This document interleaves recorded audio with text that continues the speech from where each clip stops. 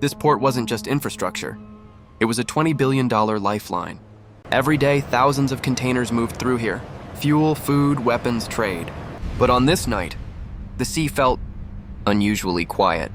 Inside control rooms, radar screens began lighting up. These weren't missiles.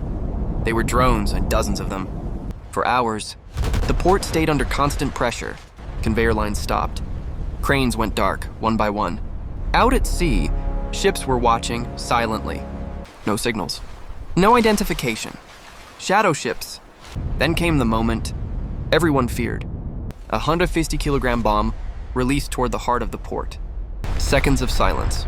Then the shoreline exploded. A global supply artery was suddenly offline. This wasn't just an attack. It was a warning to global trade. Modern war isn't about borders anymore. It's about supply lines,